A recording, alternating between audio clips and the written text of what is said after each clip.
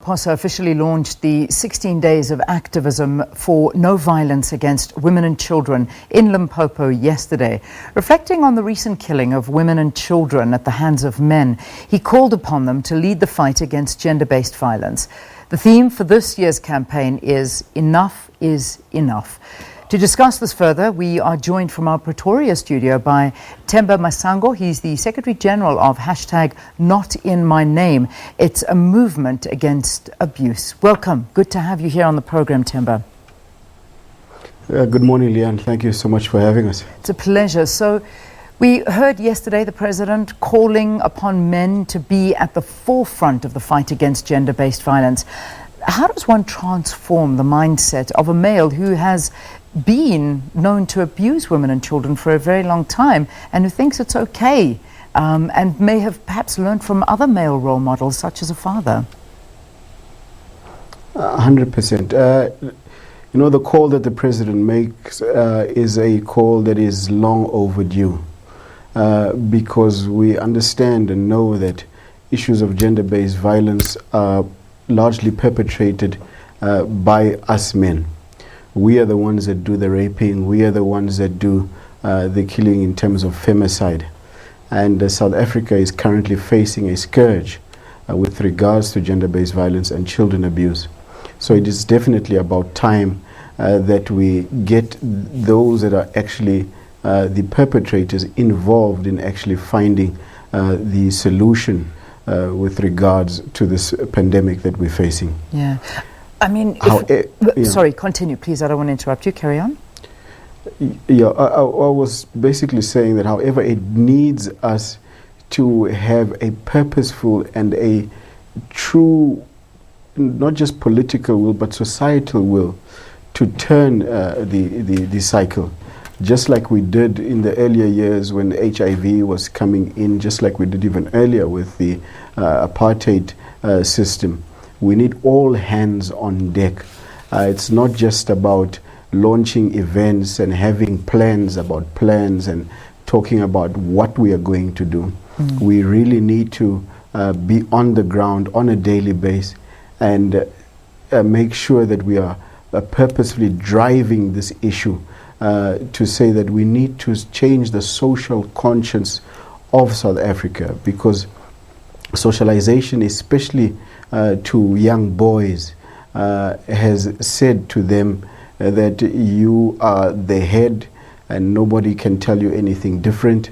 You are stronger and you've got a right to use your brute force in order to get your way. And that's completely wrong. Yeah, it is indeed. It really is. And there's a word that you said a little bit earlier, the willingness to want to change. And that is a big thing, because you find that some men don't want to change. They like it the way it is. I mean, and also exactly what you're saying, we really do still have a mindset that we are a very patriarchal society here in South Africa. Where do you begin changing? Definitely. 100%. And you must remember that patriarchy is deeply seated within our society. It's almost to a point of genetics.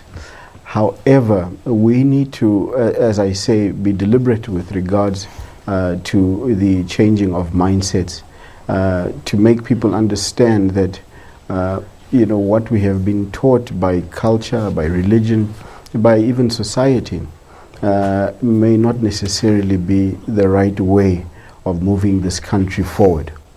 So programs regarding boy children need to be implemented more forcefully.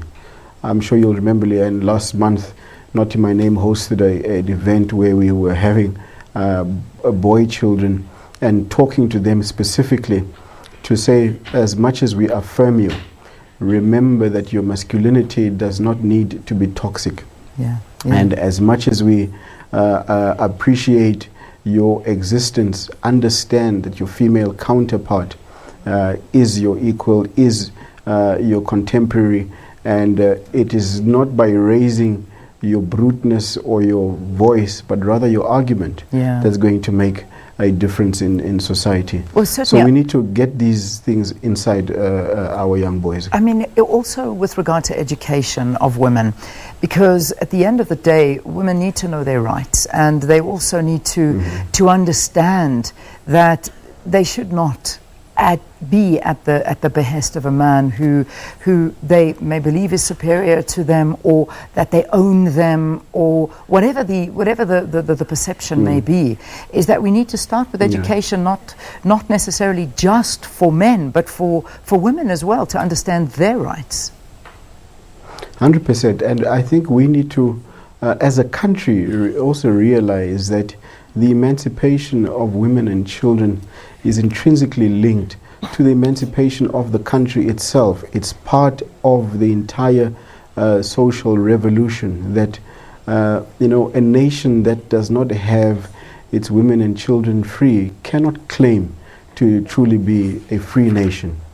We cannot claim to be free until our sisters can walk into a post office and not fear walking out again.